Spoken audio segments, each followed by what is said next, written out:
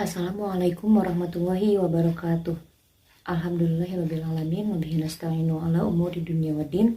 Wassalatu wassalamu ala asrofil anbiya'i wal mursalin wa ala alihi wa sahbihi ajma'in amma ba'du.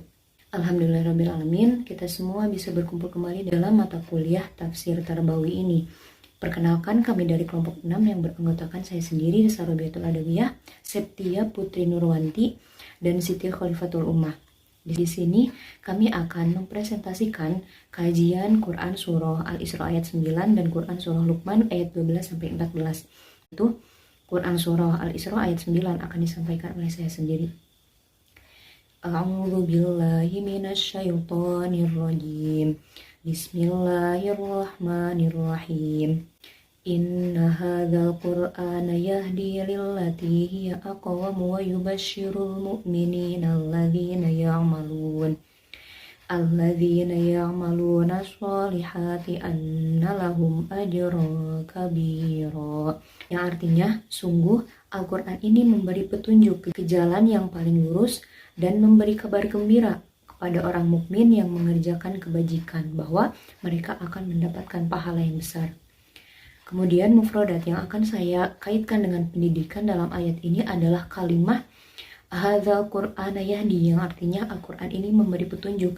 Maksudnya adalah Allah telah menurunkan Al-Quran kepada Nabi Muhammad SAW tanpa ada keraguan satupun di dalamnya, dan dengan membawa dasar-dasar ajaran Islam yang berkaitan dengan akidah, akhlak, ibadah, hukum, dan ilmu-ilmu lainnya yang pastinya manusia sangat membutuhkan ilmu-ilmu tersebut. Terutama dalam ayat ini, kata petunjuk sangat dikaitkan dengan tauhid. Nilai tauhid yang bisa kita ambil dalam ayat ini adalah kita mengimani sepenuhnya bahwa hanya Allah lah yang patut disembah dengan segala keagungannya. Kita hidup di dunia yang tidak pasti ini tentunya butuh atau harus memiliki pegangan, keyakinan, arahan, ataupun aturan-aturan yang bisa menuntun kita ke jalan yang benar gitu, yang diridhoi Allah. Maka dari itu, Allah memberikan itu semua melalui Al-Quran.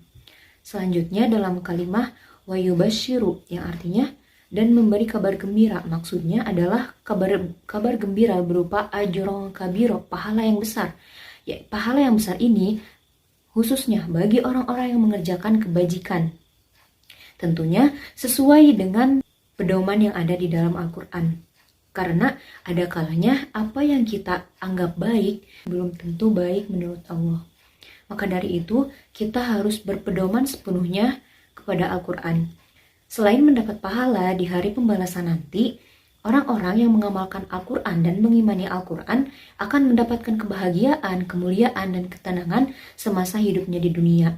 Sebaliknya, orang-orang yang mendustakan Al-Quran atau tidak mempercayai adanya Al-Quran, kebenarannya Al-Quran, maka Allah tidak segan-segan akan mengazab orang-orang tersebut. Yang selanjutnya asbab an-nuzul. Sebab diturunkannya ayat ini adalah ketika orang-orang musyrik Arab dahulu tidak mempercayai kebenaran yang ada di dalam Al-Quran. Mereka tidak mempercayai adanya pahala, adanya siksaan, juga tidak mempercayai adanya hari pembalasan. Mereka hanya menikmati dunia yang fana ini tanpa memikirkan amalan apa yang telah mereka perbuat. Maka dari itu, Allah menurunkan ayat ini sebagai peringatan bagi mereka yang telah mendustakan Allah dan telah mendustakan Al-Quran. Selanjutnya, analisis isi kandungan. Di sini saya mengambil satu tafsir, yaitu dari tafsir Al-Munir. Menurut tafsir Al-Munir, Al-Quran memiliki 3 karakteristik. Yang pertama, Al-Quran sebagai pemberi petunjuk kepada jalan yang lebih lurus dan lebih jelas. Petunjuk di sini mengacu pada agama, yaitu agama Islam. Yang kedua, Al-Quran sebagai pembawa kabar gembira bagi orang-orang mukmin yang beramal soleh. Mereka akan mendapatkan pahala di hari kiamat sesuai dengan amal perbuatan mereka. Dan yang ketiga, Al-Quran sebagai ancaman. Ancaman di sini, ancaman bagi orang-orang yang tidak mengimani keesaan Allah dan tidak percaya adanya hari pembalasan.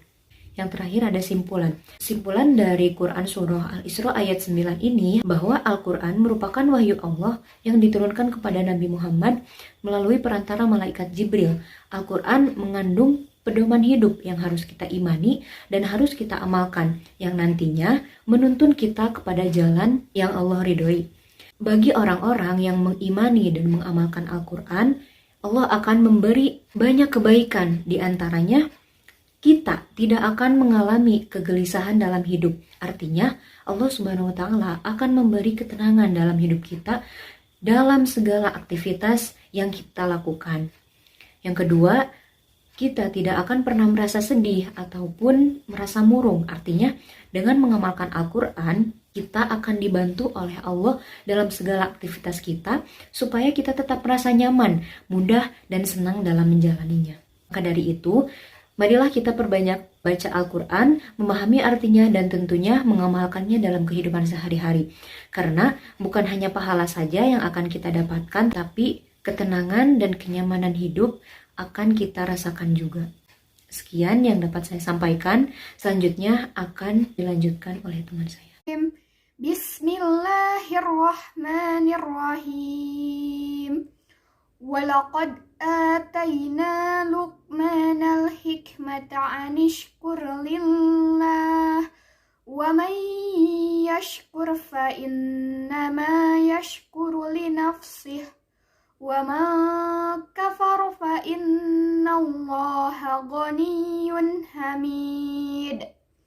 Yang terjemahannya, dan telah kami berikan hikmah kepada Luqman, yaitu bersyukurlah kepada Allah, dan barang siapa bersyukur kepada Allah, maka sesungguhnya dia bersyukur untuk dirinya sendiri. Dan barang siapa tidak bersyukur atau kufur terhadap Allah, maka sesungguhnya Allah Maha Kaya lagi Maha Terpuji. Kemudian mufradat yang berkaitan dengan pendidikan. Yang pertama ada kata Luqmana, yang berarti Luqman. Luqman yang dimaksud di sini banyak diperselisihkan dan diperdebatkan.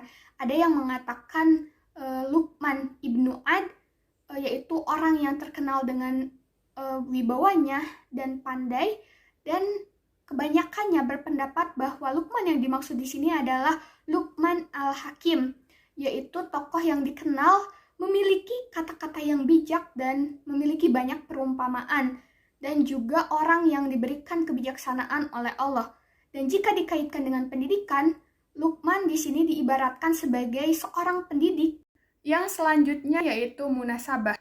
Sebelum ayat 12 dijelaskan bahwa orang-orang yang akan menerima azab yaitu orang yang apabila dibacakan ayat-ayat Allah, mereka berpaling darinya dan mereka menyombongkan diri. Sedangkan orang-orang yang akan masuk surga yaitu mereka yang beriman kepada Allah dan melakukan kebaikan. Kemudian sesudah ayat 12 dijelaskan bahwa Luqman memberikan pelajaran kepada anaknya agar tidak menyekutukan Allah, dan juga Allah memerintahkan kepada manusia agar berbuat baik kepada kedua orang tua, bersyukur kepada Allah, bersyukur kepada orang tua, dan agar tidak sombong. Yang selanjutnya yaitu tafsir. Surat Luqman ayat 12 menjelaskan bahwa Allah telah memberikan hikmah, ilmu, dan kebenaran kepada Luqman. Dan Allah juga memerintahkan Luqman untuk bersyukur kepada Allah. Karena barang siapa bersyukur kepada Allah, maka sesungguhnya dia bersyukur untuk dirinya sendiri. Dan barang siapa tidak bersyukur kepada Allah atau kufur, maka sesungguhnya Allah tidak membutuhkan syukurnya. Dan sesungguhnya Allah Maha Kaya atas segala sesuatu, dan hanya Allah lah yang berhak untuk dipuji. Kemudian surat Luqman ayat 12 dalam pendidikan, bahwa dalam ayat 12 ini terdapat komponen penting dalam pendidikan, yaitu seorang pendidik yang diibaratkan dengan Luqman. Dan Allah juga menjadikan Luqman sebagai teladan bagi para pendidik atau bagi para orang tua dalam mendidik anak mereka atau dalam mendidik peserta didik mereka. Selanjutnya yaitu Quran Surat Al-Luqman ayat 13. A'udzu billahi minasyaitonir rajim. Bismillahirrahmanirrahim. Wa idz qala Luqmanu li ibnihi wa huwa ya'iduhu ya bunayya la tusyrik billah innasyirka la dzulmun adzim, yang artinya, dan ingatlah ketika Luqman berkata kepada anaknya di waktu yang memberikan pelajaran, Hai anakku, janganlah kamu mempersekutukan Allah. Sesungguhnya mempersekutukan Allah adalah sebuah kezaliman yang sangat besar. Mufradnya yaitu pada kalimat wa idh qala Luqmanu li abnihi, dan ingatlah ketika Luqman berkata kepada anaknya, wa ya'iduhu, di waktu ia memberikan sebuah pelajaran. Yang dimaksud berkata di sini yaitu Luqman memberikan sebuah nasihat kepada anaknya, nasihat yang berupa perintah ataupun sebuah larangan, yaitu pada kalimat la tusyrik billah, janganlah kamu mempersekutukan Allah, inna syirka ladumun adim, sesungguhnya mempersekutukan Allah ataupun menyamakan Allah dengan makhluk lain adalah sebuah kezaliman yang sangat besar. Nah, dari ayat ini dapat diambil sebuah pelajaran gitu, betapa pentingnya sebuah orang tua untuk anaknya, terlebih lagi dalam hal keimanan ataupun dalam hal tauhid tentang siapa Tuhan yang telah menciptakannya, dan betapa dilarangnya seorang hamba menyekutukan Allah ataupun menganggap menyamakan Allah dengan makhluk lain gitu. Sesungguhnya Allah akan mengharamkan bagi orang tersebut untuk masuk ke dalam surganya.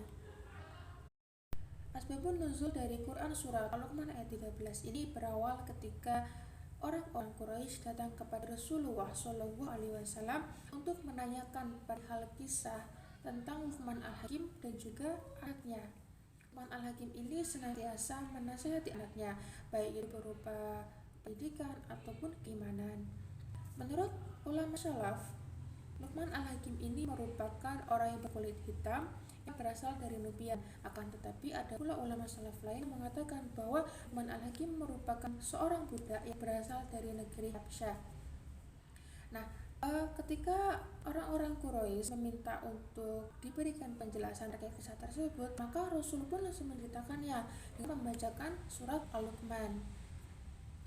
Dalam sebuah hadis yang diriwayatkan oleh Imam Al-Bukhari dan juga Imam An-Nasai oleh Abdullah bin Mas'ud, yang artinya orang-orang yang beriman tidak akan mencampur adukan keimanan mereka dengan kezaliman. Nah, di saat itu pula ada sahabat yang bertanya kepada Rasul, apakah ada di antara kita yang melakukan kezaliman? Karena di setiap saat kita pasti melakukannya, melakukan kezaliman itu maksudnya. Nah, Rasul pun menjawab, bukan itu maksudnya, tetapi tentang kesyirikan. Apakah kalian tidak mendengar tentang perkataan Luqman kepada anaknya, yaitu tentang kezaliman yang sangat besar yang disebabkan karena menyekutukan Allah Subhanahu wa taala. Analisis isi kandungan Quran surat Al-Luqman ayat 13. Yang pertama, munasabah atau korelasi. Pada ayat ke-13 ini ada korelasi atau hubungannya pada ayat ketiga yang menjelaskan tentang Allah itu menjadikan kitab suci Al-Quran sebagai al-huda atau sebagai petunjuk bagi hambanya yang beriman, dan juga sebagai rahmatan lil alamin. Nah, bagi orang-orang yang beriman yang menerima ataupun mengambil petunjuk tersebut, maka Allah akan memberikan tempat terbaik, yaitu nantinya akan ditempatkan di surga dan akan diberikan kebahagiaan baik itu di dunia maupun di akhirat. Nah, pada ayat ke-13 tadi, bagi orang-orang yang musyrik atau orang-orang yang menyekutukan Allah, maka Allah pun akan mengharamkan surga baginya. Tafsir surat Al-Luqman ayat 13. Yang pertama ada tafsir Al-Muyassar, yang artinya, ingatlah wahai Rasul ketika memberikan nasihat kepada anaknya. Di waktu itu ia memberikan sebuah pelajaran. Wahai anakku, jangan kamu mempersekutukan Allah. Sesungguhnya itu merupakan kezaliman untuk dirimu sendiri, dan sesungguhnya syirik atau mensekutukan Allah merupakan dosa yang sangat besar dan juga sangatlah buruk. Yang kedua ada tafsir As-Sa'di dari Syekh Abdurrahman bin Nasir As-Sa'di. Itu ketika Luqman berkata kepada anaknya, waktu itu pula ia memberikan sebuah pelajaran.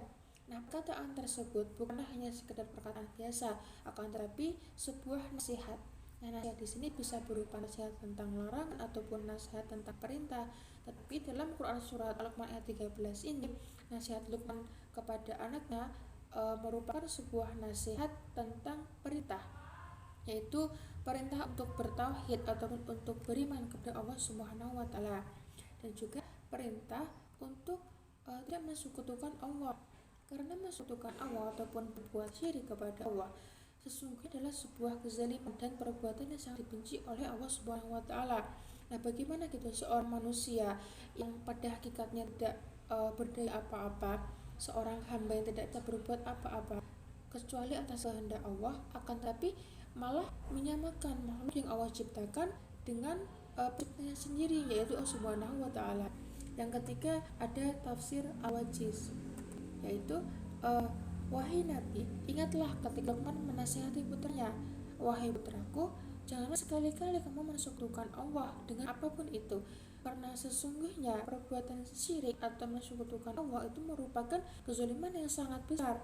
Nah, berbuat zalim itu sendiri berarti tidak menempatkan sesuatu kepada tempatnya.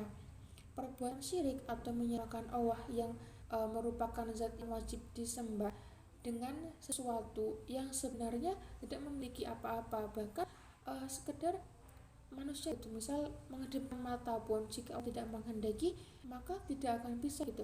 Nah, jika sudah begitu, bagaimana bisa menyamakan atau mensekutukan Allah Subhanahu wa Ta'ala dengan makhluknya? Selanjutnya saya akan menjelaskan mengenai Quran Surat Luqman ayat 14. Yang pertama yaitu ayat dan terjemahan. Ayatnya berbunyi, Bismillahirrahmanirrahim.